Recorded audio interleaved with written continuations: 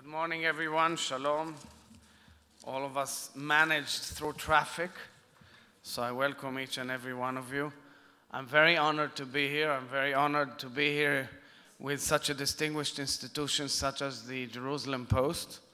I want to pay tribute to the publisher, Herzog, who was the publisher of a large group of papers, including Ma'ariv, to Ronit Hassin Hochman, the Director General of the paper, to Steve Lindy, the editor, to the writers of an excellent newspaper, which has been here over 70 years, and personally has covered 4 generations of my family.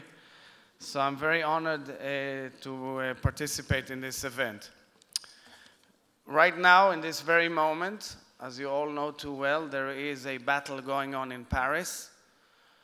May we all wish well to the French security forces that they will manage to overcome this battle, to uproot the terrorists, to manage to contain the activities of those rogue organizations and terrorist organizations. We all participate in the deep sorrow of the French people. We participated in a very impressive event in the Rabin Square Saturday night, in which I've said that in French, that Paris restera toujours la ville de lumière. Paris will go back to being the city of light and the city of enlightenment. And that's what we feel together today in full solidarity with the French people and those who are combating terror worldwide. I want to deliberate on a few topics which I hope my friend Herb Canon will then specifically ask Prime Minister Netanyahu. I lead the opposition. We are the second largest party in the Knesset. We are entering a budget vote.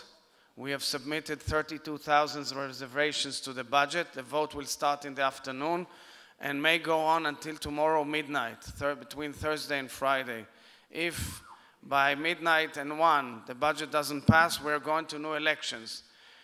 The government never fell on a budget, but may I point out to you that this is a hung government of 61, and with 32,000 reservations of the coalition being under huge pressure, has decided to operate a clause in the Knesset bylaws, which is a very aggressive clause, and limit down or contain down the reservations to about 1,200. Anyway, even amongst 1,200, you realize that in the wee hours of the night, when it's 61:59, you don't really know what can happen. So I promised my friends in the coalition that they can come in slippers to the Knesset, and we will all work very, very hard tonight, doing our best to block the budget and doing our best to topple the government. But let's talk on the real issue. The real issue which I've been delving about since the start of the Knesset and throughout my political career is the fact that what looms over our being as the homeland of the Jewish people, as a Jewish democratic state, is the Palestinian-Israeli conflict. And I lead a school of thought which is not willing to give up the mere notion that in order to secure the future of the Jewish democratic state forever, we must separate from the Palestinians. We must separate not out of desire to leave important territories that are connected to our soul and heart, but because of realpolitik, that at the end of it we cannot wreak havoc by living together one within the other. And if anyone wants to see how it will be and what will be the fate of a binational state, it needs to see Jerusalem in recent months. Jerusalem in recent months is not new. It was there all along, except that in the mental block of many publics in Israel, the question of the Palestinian status, as well as 350,000 Palestinians residing in East Jerusalem, never came about. It was left aside. In 2 years' time, we will be marking 50 years to the Six-Day War, and we have to ask ourselves, where is it going? And my question to the Prime Minister is, what is your vision 30, 40, or 50 years down the road? What is the vision? Is the vision a binational state, or the vision is unequivocally the Jewish democratic state? This is the question, and from this stems it all. The rest has to do with security arrangements, the rest has to do with borders, the rest has to do with the creation of a Palestinian state side by side with Israel. And that's why I've been saying constantly, it's either the Masada syndrome or something else. I'm not willing to accept the notion that we will live on our sword forever. I've never seen a leader of Israel under any times of most difficult circumstances. And none of you, or most of you, were not here in the weeks before the Six-Day War, where people thought that Auschwitz is back again. And none of you were here in the siege of 48. I can tell you that my late father, Chaim Herzog, depicts in his memoirs a battle in the King David Hotel in the moment the state was created. And the King David Hotel was, he describes it as a ghost town. So we take things in proportion. And never did an Israeli leader come to his people and say, we will only live on our sword. Ben-Gurion gave a vision, build a nation, bring immigration, develop society, toil the land, develop the desert. And so did Eshkol. And so did other leaders. And so did the late Yitzhak Rabin. And my argument with the Prime Minister is we will always have to fight. We will always have to have a strong army, the strongest. But we have to work with also with the olive tree and think about developing the land and give vision and hope to both peoples. And I believe that there is a silent majority in both sides of the Green Line. There is a silent majority with both peoples, Israelis and Palestinians, who are yearning for a change, who are yearning for a different course in history. And my challenge to the Prime Minister is, are you willing to change the course of history? Because if he is willing to change the course of history, we've said from the opposition that we will be there to help him, exactly like we helped Menachem Begin in the peace agreement with Egypt. But it cannot be that at this critical juncture, where everybody sees only fog, only a lack of hope, and this general feeling is of real despair, that we will not change the circumstances of history.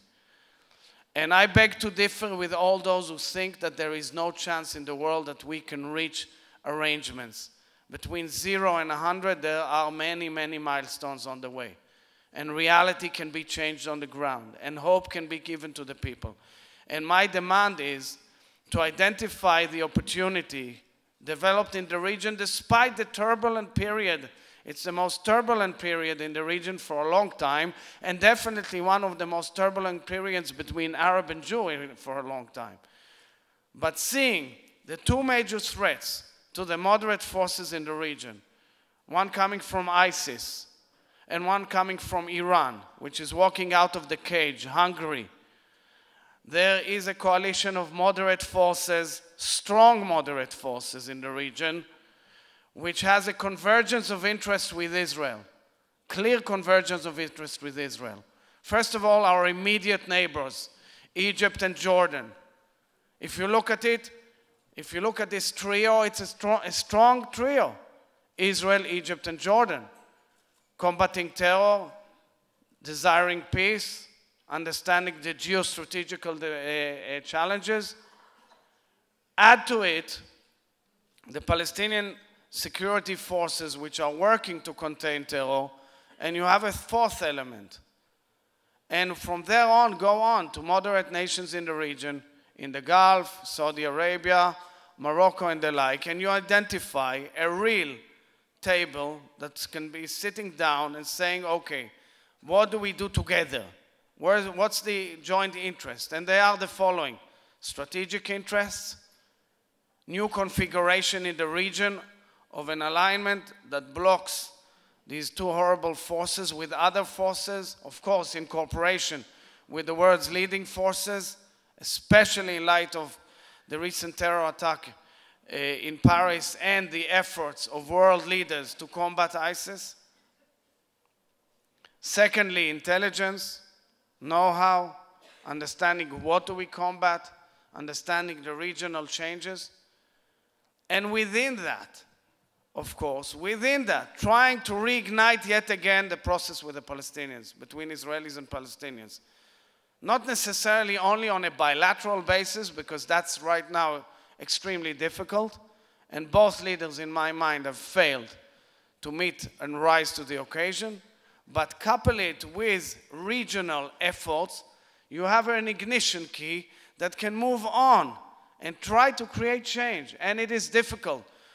But had you said to an Israeli or an Egyptian 42 years ago that within 4 years Anwar al-Sadat will be stepping in the Knesset on the podium and offering peace, people would have told you you're lunatics. And that's why I beg to differ with all those who are not willing to give hope and treading on fear and selling to both peoples that nothing is possible except the sword itself. I'm not willing to accept it at all. And this is the challenge that I'm challenging as the leader of the opposition. And this is exactly what I'm demanding from the Prime Minister. And this is exactly what I'm demanding from Abbas. And I think that the call of history and the request of the peoples and the call of next generation demands that all forces of moderacy sit down and start talking and trying to understand how one can reach peace despite the difficulties. And there are ideas, and there are innovative ideas, and there are ideas outside the box. But let's stop blaming each other and start working, because otherwise what we are seeing right now is enormous tragedy, enormous tragedy. The fact that youngsters, adolescents, 15-year-olds assassinate 15-year-olds and 12-year-olds assassinate 12-year-olds by being brainwashed, full of hate, ignorance, and racism is horrible. And we have to change that course, and immediately. That is why, as part of it, I support the resolution to outlaw the Northern Islamic movement because of the way they've operated and what they've done to undermine Israel's democracy. And I call upon the government to outlaw, on the right as well, to outlaw the Lehava organization, which is a racist, extreme organization which spreads hatred between Arab and Jew and Arab for nothing, and undermines the main institutions of Israeli democracy. And I call upon the government to defend democracy, and once they've started with one step, they ought to continue with another step, because the extremists on both sides are the ones who are threatening Israeli democracy and threatening our existence here, coexistence between Arab and Jew. May I conclude by wishing each and every one of you well. Today we will fly to the graveyard of David Ben-Gurion. That's the day of his passing away, and we will be there to pay tribute to the greatest Israeli leader, the founder of the State of Israel. And his vision was, don't sit idly by, do, change, carry on. And he had a gloomy vision after 67 if we don't do that. And I sincerely hope, I really sincerely hope that all the main forces in Israel will join together in cooperating in changing history. Thank you all very, very much.